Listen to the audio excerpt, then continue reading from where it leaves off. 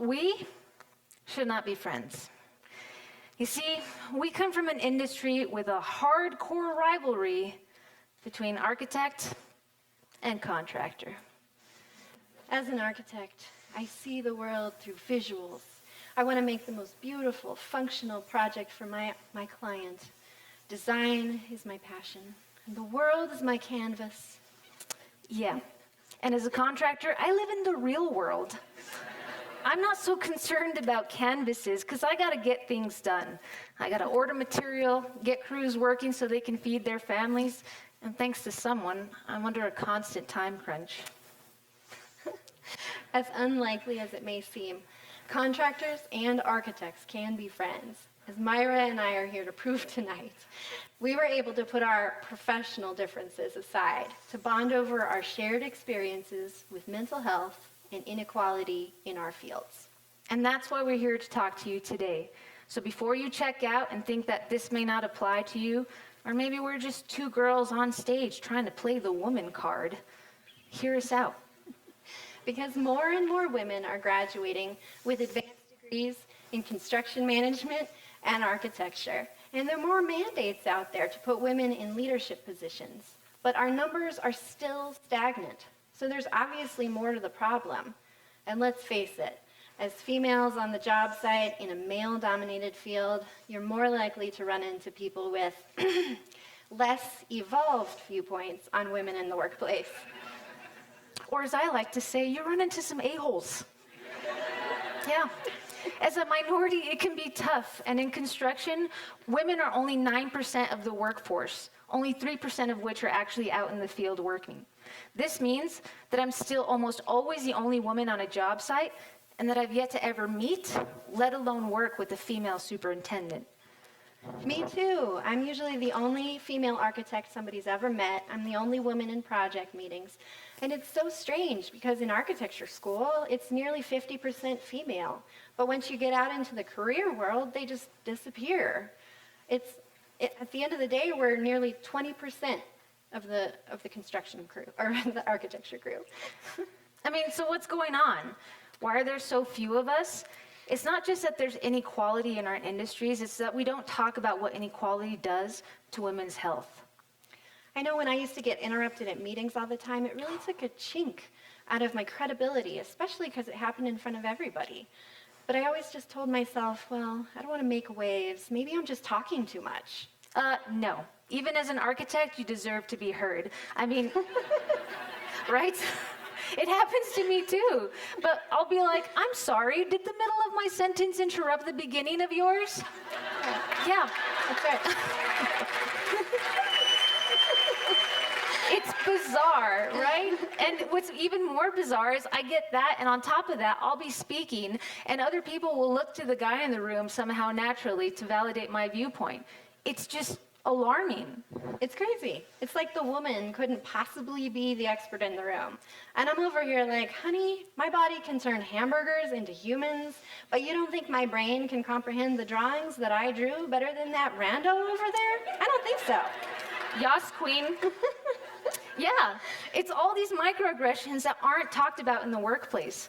And when they are, they're talked about as if they're small or isolated incidents, when they're actually pretty pervasive and persistent. It can mess with your concentration and it can derail your confidence. As a contractor and as a female contractor, I regularly get challenged for how I communicate. I'm either too nice or way too straightforward, and it gets used against me. People have used it to ignore me, discredit me, and in extreme cases to harass me. On one of my projects, I was literally asking for help, and a guy told me, you know what? It's no wonder people don't listen to you. You tend to bark at them. Yeah. And it can mess with your confidence. And for me, because I tend to take on responsibility and I just wanted to solve the problem, I took that feedback as you need to change your communication. You need to change the way you behave. You need to back up all conversations with email follow-up. And it became really crazy to the point where I was doing so much to prove I could do my job, I had a hard time finding time to actually do my job. That's right. We carry around so much baggage with us in addition to the stuff we have to do. And it's so hard to articulate this stuff because it's so pervasive and insidious in our society. It makes you feel crazy. I know after I had my 2 boys, I began to feel exactly that. People were telling me how to be a mother, how to be a career woman, how to take care of my baby, how to feel and how to act, as if there was only one right way that fit everybody. And I realized the same thing was happening to me in my job. My decisions were getting overruled on the job site. I was getting ignored, and it just made me feel like a non-person. I felt like I was a producer of work and babies, and I was just a vessel. Yeah, but these are feelings that are logical responses when your environment is giving you such crazy feedback. We need to address this, and we need to learn more skills other than just learning how to make better lists and add more things to our agenda. I know, this stuff went on forever, and it happened so often that I began to feel really depressed. I got so depressed, in fact, that I was admitted into a psychiatric hospital for postpartum depression. And by that point, it was clear to me that the postpartum depression was merely a symptom of bigger problems in my life and in society. And I felt like as I sat there in that facility, looking around in the day room, wondering why I had gotten there, that I was being forced into this mold that had been made for me that I just didn't fit into. And I was literally breaking myself, trying to fit into it. Yeah, and that's the root of this problem. Nobody should have to break themselves to fit into anything. I mean, when it comes down to it, Marissa, you know, you're a badass mom, a badass woman, and a badass architect, right? Woo! Damn right I do. And I'm here to stay because I learned how to change my struggles into my strengths, and I got help when I needed it. I asked for it. So I'm here tonight to take my place at the table. So move over, boys. And Myra, you know you're a badass contractor and project manager. Hell yeah, I do. And whoever doesn't like it will have to get used to it, because my seat at that table has been reserved for a long time. I mean, this is just not my job. This is my calling. This is who I am. That's why I also got help, and I persisted. We know there are so many strong women out there like us who are being discounted and are so tired of it and are just struggling to find their place. We want to acknowledge you and say that women are a building block of our healthy communities and our healthy families, and they should have a voice in how those communities are constructed and designed. Plus, diversity pays. Businesses that have a higher ratio of women or are more diverse have higher profit margins. So when women win, we all win. Yes. What's funny, too, is that some of the best builders I know are women. We know how to manage resources, we know how to work within timelines, and we know how to work with people. And when we do it with a certain level of compassion and care. We need trailblazers in this industry that has such a huge impact on the environment and our future. I mean, and not just that, like many industries, construction has a huge labor shortage.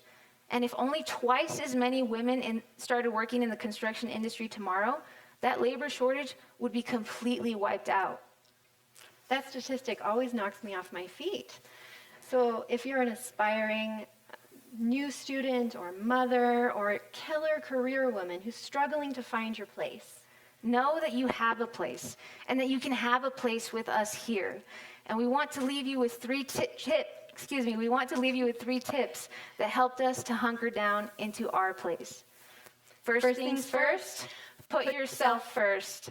And that means know yourself. Check in with yourself and really know what your opinions are and how you feel about things and what you stand for, so that when you get tested, you can stand for something.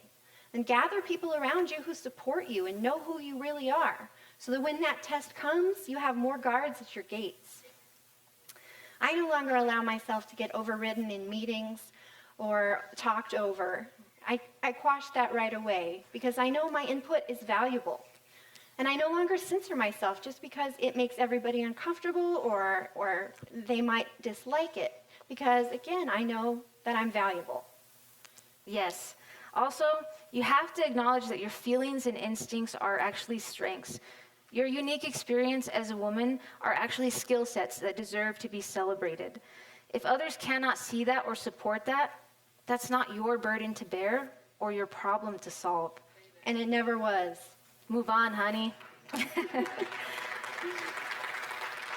I no longer work so hard to accommodate other people's points of view because I know, like any other reasonable person knows, you can acknowledge other people's points of views while still asserting your own. Woo, shout out to reasonable people. Number 2, put it out there. Speak up and show your vulnerability, because when you do that, it helps other people speak up and share theirs.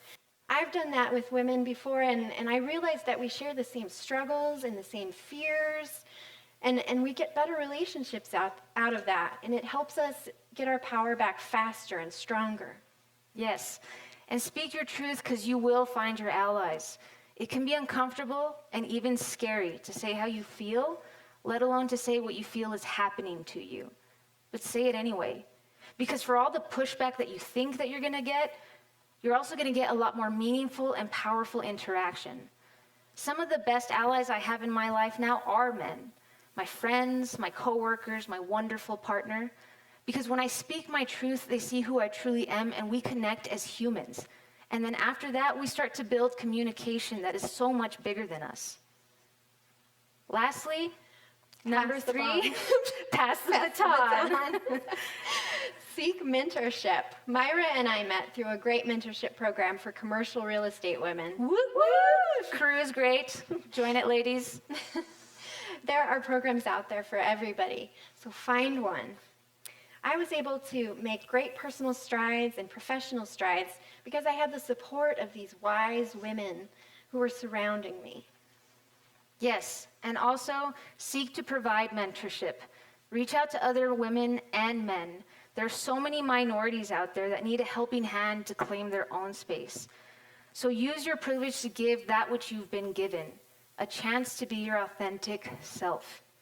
And remember, if you ever feel like you don't have space at that table, wherever that table may be, I actually know a damn good architect that can help you design your own.